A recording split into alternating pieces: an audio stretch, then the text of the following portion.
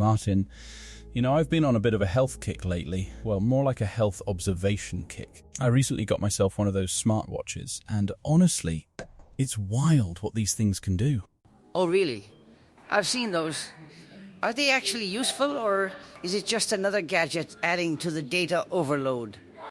No, this one's genuinely interesting. It checks my blood pressure, body temperature, oxygen levels in my blood, all sorts of things. I was a bit concerned about my health. Nothing massive, but, just wanting to keep an eye on things. That's pretty comprehensive. So, what have you found out? Any surprises from all that data? Well, my blood pressure seems to fluctuate a bit, but on average it's within the normal range. It's funny, as you get older, your body just changes, doesn't it? Like heart rate tends to be a bit higher over time. Yeah, absolutely. It's almost like our bodies come with a built-in obsolescence clock, right? But knowing that data must give you a sense of control, or at least awareness. It does, but it also highlights how difficult it is to actually make changes. I want to lose weight and be healthier, but finding the time and willpower is a huge challenge. Limiting your diet, working out, and not letting it affect your energy or mood, it's tough. I hear that. The willpower thing is massive. And then there's the social aspect. How many times have you been at a client's office and they're offering you biscuits and cups of tea? It feels rude to say no sometimes. Exactly. One day I'm like, yeah, sure, I'll have one. And the next day I'm like, no way. And they look at me like I've just grown a second head. You try to explain your dieting, but sometimes it doesn't land well. Right? It's culturally ingrained for some people to offer hospitality through food. And then sometimes they pivot to offering you unsolicited diet advice, which is a whole other minefield. Totally. Oh, you should try smaller portions regularly, or just eat real food. As if I haven't thought of that. But it's not always just about calories in, calories out, is it? There's hormones, gut health, inflammatory responses, even water weight. That's true. The body is so complex. Water weight, for instance, can make a huge difference, and it's often linked to things like sodium levels. So you might need to drink more water to get rid of water, which sounds counterintuitive. Yeah, and potassium can help reverse some of that.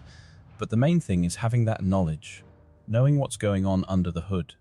What are you prone to? Sometimes you can get a picture from your parents' health conditions too. Absolutely. Genetic predispositions are a real thing. I've seen those DNA tests that claim to tell you what health issues you might be prone to. Have you tried one of those?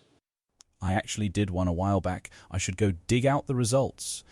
It's not always 100% accurate, but it kind of points you in the right direction. Certain genetic markers, or even just your ethnic group, can make you more susceptible to things like diabetes or putting on weight.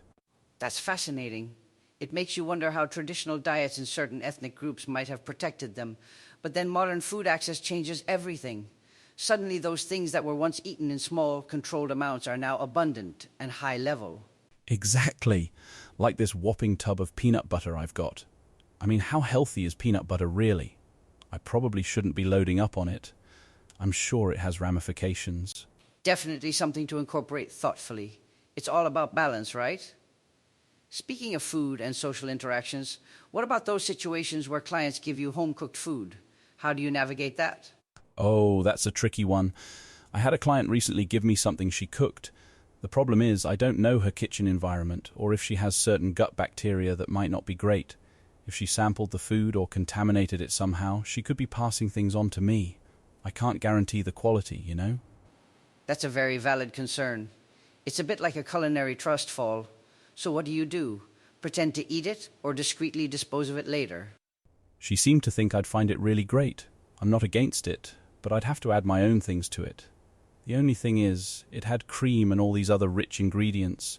I'd probably have to dilute it. Add some spices like turmeric to balance it out. Turmeric is quite good with cream and such. They even make golden milk with it. Golden milk is fantastic for inflammation. So it sounds like you're trying to integrate these new health insights into your daily life, but it's a constant negotiation with external factors and internal discipline. Exactly.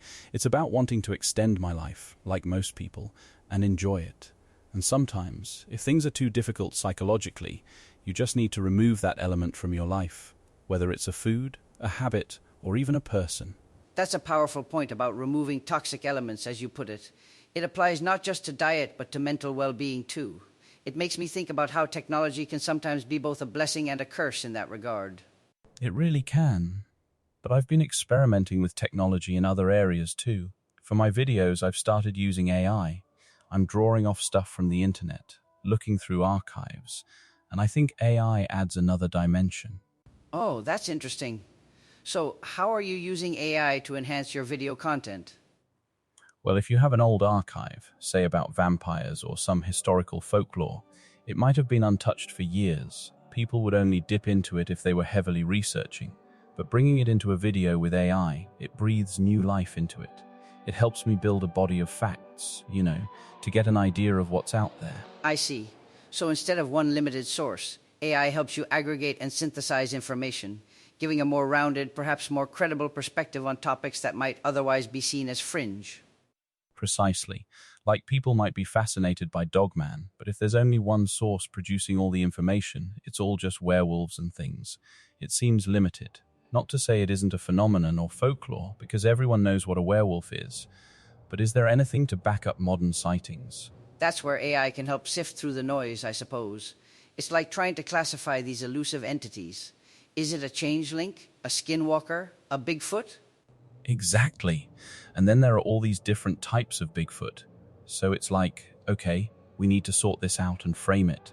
You get entities that have physical forms, like Bigfoot or Sasquatch or Yeti. They might have different classifications, and then you have others, like Jinn or Shadow People, which are more ethereal. So you're almost talking about creating a taxonomy for the unexplained, which AI could potentially assist with by finding patterns in reported sightings or folklore across cultures. Yeah, exactly. Jinn, for example, can cover a wide range of these ethereal beings, or they could come under the classification of smokeless fire. Someone sees them moving around, and it looks like a smoke trail in the shape of a person, and then it vanishes. But there's no actual fire, no real smoke. Smokeless fire. That's quite a vivid description. So you're trying to figure out a classification system based on physical dimensions, properties, and even weaknesses. Right. Does it have an issue with light or fire? Or is it completely impervious, like some kind of supernatural motor car? Can it be harmed by ballistic weapons or missiles? That would be interesting to categorize. AI could help connect these dots from disparate sources. That's a fascinating application of AI, moving from health data to cryptid classification. It's all about pattern recognition, isn't it? It is. And speaking of AI, I've also been playing around with voice cloning. I only gave it about 30 seconds of my voice, and I was quite impressed. I thought, blind me, I sound really posh. It's a slightly different version of me, and it's interesting how it picks up on little clicks or inflections, giving it a human touch. That's incredible. Voice cloning opens up so many possibilities, from personal assistants that sound exactly like you to creating content without having to record every single word yourself. It's almost like giving yourself a digital twin.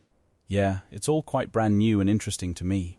But for the next generation, this stuff is going to be commonplace. Like, oh yeah, you tap on apps with your finger? I just talk to my AI system built into my phone.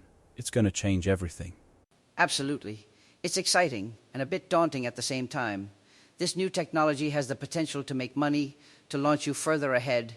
It really encourages you to put your creative energy into it. That's the thing. You want to be able to influence it, put some of yourself in there. I think AI learns from you. When I provided my voice, it got an idea of how I like to speak, my choice of words. It can even generate those sort of cliché things like, it's stranger than fiction, which sometimes makes it true, or puts your head into a spin. The veil of our understanding has limitations. We just don't know where they are. That kind of stuff. It sounds like you're really embracing the experimental side of AI. Totally. I'd advise everyone to play around with AI, really, and smart tech too. Some people fear it might take their information, but if you can monitor your own health, it makes life a lot easier. Like my sleep tracking. I had 6.5 hours yesterday, but I haven't had a solid 7 hours in ages. Sleep is crucial. The impact on overall health is huge. Does your smartwatch give you details on sleep stages or just duration?